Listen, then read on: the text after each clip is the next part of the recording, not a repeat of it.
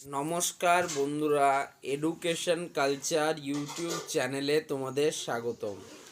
তো দেখো, আমি তোমরা যে সমস্ত স্টুডেন্টরা পরবর্তীকালে বা 2024-25 শিক্ষাবর্ষে ডিপ্লোমার ফার্স্ট ইয়ার এবং সেকেন্ড ইয়ারে অ্যাডমিশান নেবে, তো তাদের একটা কথা বলি।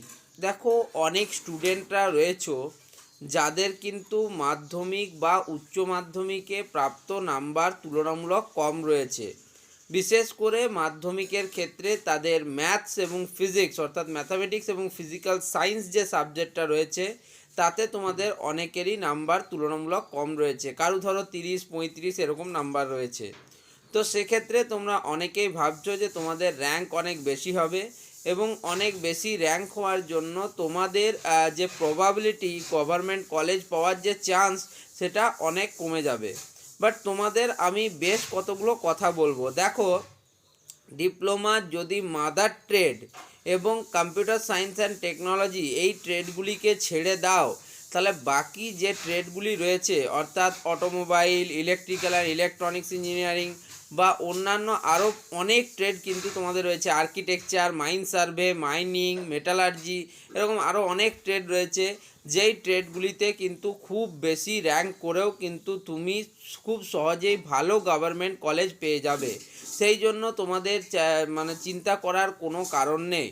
তাছাড়া প্রত্যেক বছর দেখা যাচ্ছে যে একটা কিন্তু স্টুডেন্টদের ভর্তির হার বা তোমার অনলাইন ফর্ম ফিল আপ করার হার কমছে। যদিও এবছর সেন্ট্রালাইজ কাউন্সিলিং এবং এক্সাম না হওয়া এই দুটি কারণের জন্য এমনটা হতেই পারে যে অ্যাপ্লিকেশান ফর্ম ফিল আপ কিছুটা বাড়তে পারে আগের বছরের তুলনায়, বাট সেটা 1.5 গুণ বা 2 গুণ যাবার কোনো সম্ভাবনা নেই। যদি নেক্সট ইয়ারে 30,000 জন স্টুডেন্ট অ্যাডমিশান নিয়ে থাকে, তাহলে সেটা এই বছর সেটা কিন্তু তোমার খুব বেশি হলে 35,000 যাবে, তার থেকে বেশি হবার সম্ভাবনা খুবই কম। তো সেই হিসেবে তোমাদের বলে রাখি যে তোমাদের কিন্তু র্যাঙ্ক এর মধ্যেই আসবে এবং কী রকম স্টুডেন্টরা ফর্ম ফিল আপ করছে তাদের প্রাপ্ত নাম্বারের ভিত্তিতে তোমাদেরও কিন্তু র্যাঙ্ক কার্ড পাবলিশ হবে।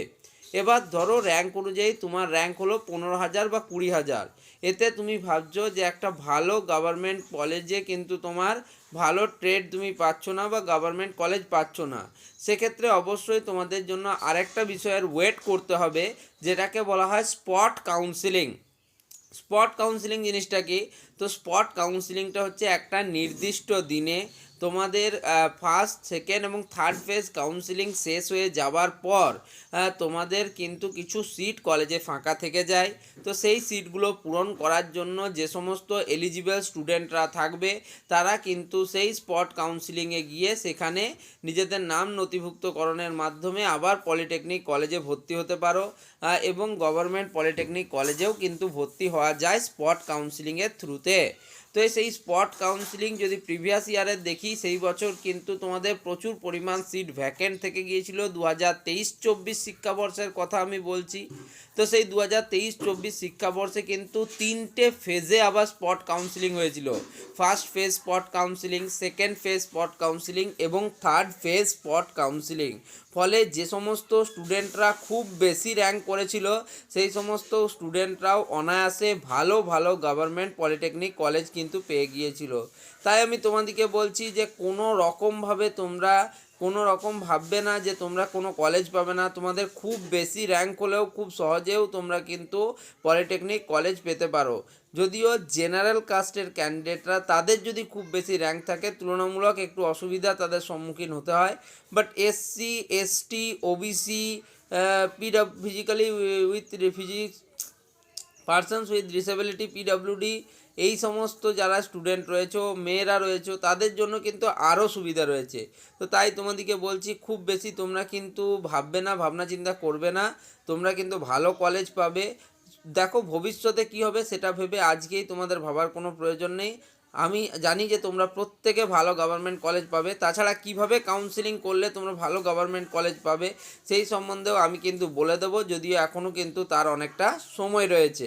তো তোমরা এই চ্যানেলটা সাবস্ক্রাইব করে চ্যানেলটার সাথে যুক্ত হয়ে যাও। আমি সব রকম তোমাদের সহযোগিতা করব এমনটা আশ্বাস দিচ্ছি। তাই ভিডিওটিকে লাইক করো এবং বন্ধুদের মধ্যে শেয়ার করো। ধন্যবাদ।